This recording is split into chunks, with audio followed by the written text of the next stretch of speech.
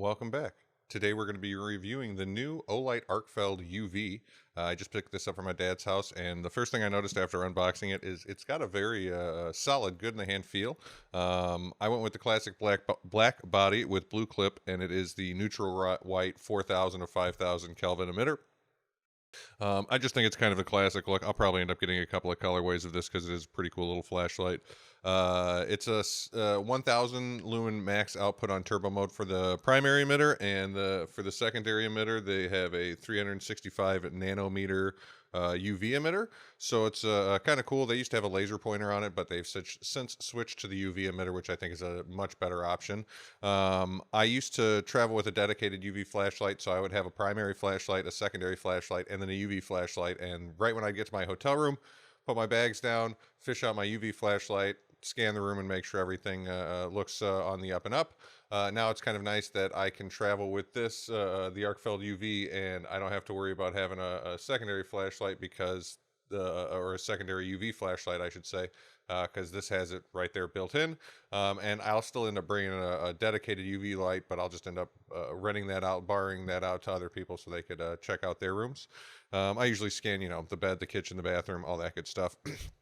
Beyond that, I have an i5 UV and an i3 UV, and I've used those in the past. I bought and sold musical instruments at like the local guitar center, and if it's a few $100s, it's nice to be able to scan the currency and make sure it's not counterfeit.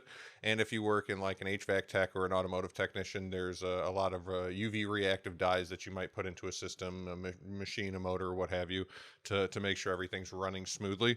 For a quick comparison, here is the Arkfeld UV versus the i3 UV and the i5 UV. And then let's compare it to the S2R Baton 2 and the AceBeam TK18. I feel like these are all relative, close to the same amount of output, roughly the same form factor and size. And I would say the Arkfeld UV fits in very nicely as a new primary flashlight, especially if you're in a position where having a UV flashlight on the ready is a nice addition. I've included a couple of hyperlinks down below. They are affiliate links, and one of them is going to be to get the Arkfeld UV, and the other one's for a dedicated UV flashlight. We'll get into that. But as always, if you click on any of them, you'll be able to hook me up with a little bit of a kickback. But they just released this Arkfeld UV OLIGHT Day. So there's probably going to be some new colorways released very soon, and then within a flash sale, you'll probably be able to get 20% off. So if you're not too hot to trot on it, you could wait. Otherwise, please, as always, thank you in advance if you do use the affiliate link, even if you don't order the flashlight, just if you order anything on Amazon. Let's get into the technical specs. Maximum beaten distance is 85 meters. We already talked about the maximum light output is 1000 lumens on turbo, and it is all the way down to the 1 lumen low mode. And then there's a low, medium, and a high setting in between that. There's also a strobe mode. There is no SOS mode. Just over 1800 candela. This one is the 4000-ish Kelvin white. They also have a 5700 to 6700 Kelvin cool white option. These are IPX7 waterproof rated. It is 3 ounces, just over, or 87 grams with the battery included. Just over a half an inch, 15 millimeters in height. 110 millimeters, about 4 1/3 inches in length, and the width is just about an inch at 25 millimeters. They also did a minor adjustment on the charge port on this. It comes with the MCC 1A charger, magnetic charger like normal, but it's not the full circle that you normally see on all of them, and thus the rear end of this isn't as stubby, so it has a much better form factor, and it's kind of uniform all the way throughout.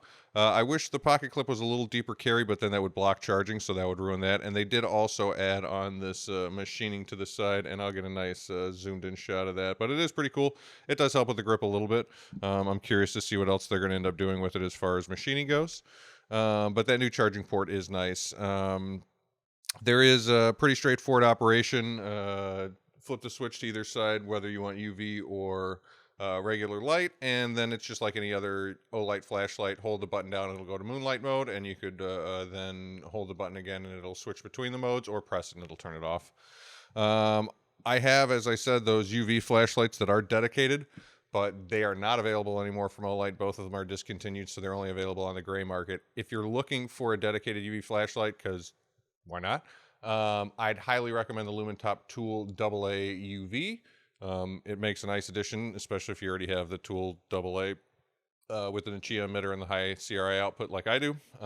Just saying. Other than that, there will be a hyperlink to that below as well, so please feel free to use that, and as always, much appreciated. If you'd like to see anything else reviewed, please let me know. Otherwise, carry on.